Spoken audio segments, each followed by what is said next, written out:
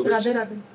श्री हरिवंश महाराज जी जब कोई अपमान करे तो कैसे समझें कि कब चुप रहना है, सुनना है और कब जवाब देना है? अगर हमेशा चुप रहें तो लगता है सामने वाला और भी ऐसा करेगा, तो महाराज जी ऐसी में मर्यादा नहीं। भगवान शंकर कह रहे हैं, अपने कर्म जाए अपकारी, उमा क्षमा सापहुते भारी। अगर हम किसी को क्षमा कर देते हैं तो हमारी क्षमा उसके ऊपर सांप से भी ज्यादा दंड देने वाली बन जाएगी। अगर हम चुप हो जाते हैं तो मालिक हिसाब करता है, और जब हम हिसाब करते हैं तो फंस जाते हैं। तो इसे कोशिश करें, जब हमारा कोई अपमान करे तो हमें सहकर वहां से चल देना चाहिए, हिसाब भगवान के ऊपर छोड़ देना चाहिए।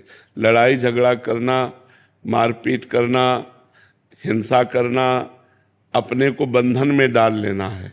हमें लगता है अपने को बचाए। एक लंबे दुख भोगने से अच्छा थोड़ा कष्ट सह ले। जैसे कोई हमें गाली दे रहा है, हमें अपमानित कर रहा है, यदि हम उससे लड़ गए तो हमारे अंदर क्रोध आ सकता है, मार पिटाई हो सकती है, रिपोर्ट हो सकती है, फिर हम आगे बंधनों में फंसते चले जाएंगे। और अगर हम वो गाली दिया और हम चुप हुए, सुन के चल दिए, तो उसको गाली देने वाले को ऐसा दंड मिलेगा समय पर कि दोबारा किसी को गाली नहीं देगा। मालिक बहुत, हम यही कई बार चर्चा की है, देखो हमारे यहाँ भी मुकदमा कई कई वर्ष चलता रहता है, तब हिसाब हो पाता है। जैसे कोई केस हुआ तो तुरंत थोड़ी होता है, बहुत कहो 4 वर्ष लग जाए उस केस के सुलझने में, कहो 10 वर्ष लग जाए। तो ये तो एक देश की बात है और अनंत ब्रह्मांडों का हिसाब है। तो हमारे प्रभु के यहाँ कहते हैं कि देर है पर अंधेर नहीं, कहते ना, थोड़ा देर तो लगेगी कि आपको वो गाली दिया तुरंत उसको चोट नहीं लगेगी, पर समय आने पर ऐसी चोट लगेगी कि जिंदगी में गाली देना भूल जाएगा। अपने को सहना चाहिए।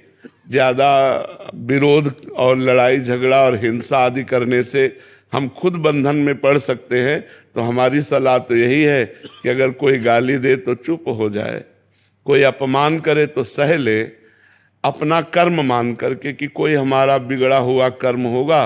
अब हम तो साधु वेश में हैं तो यही समझाएंगे, हम तो यही कहेंगे कि अगर वो गाली दे रहा है तो हम सह जाते हैं, और वो हमको अपमानित कर रहा है तो चुपचाप चले जाते हैं, हिसाब भगवान के ऊपर छोड़ दें। क्योंकि जितनी जेलें भरी हिसाब करने में ही तो भरी हैं। कहीं हम गलत कर बैठे, कहीं हम हिंसा कर बैठे तो कानून का अपराध हमारा बन जाएगा, कानून के विरुद्ध हमारे आचरण बन जाएंगे, तो हम भी अपराधी माने जाएंगे। तो इसलिए हम मारे पीटे नहीं, हिंसा ना करें, क्रोध ना करें, सह जाएं, भगवान से प्रार्थना करें कि हे भगवान उसकी भी बुद्धि शुद्ध कर दो।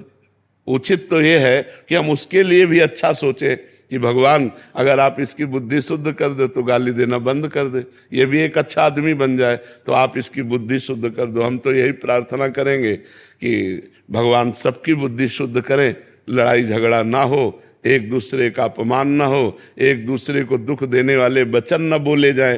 पर आज नाक में गुस्सा रखा है सबके, नाक में गुस्सा, जरा सा धक्का लग जाए तो आदमी आदमी के ऊपर एकदम टूट पड़ता है।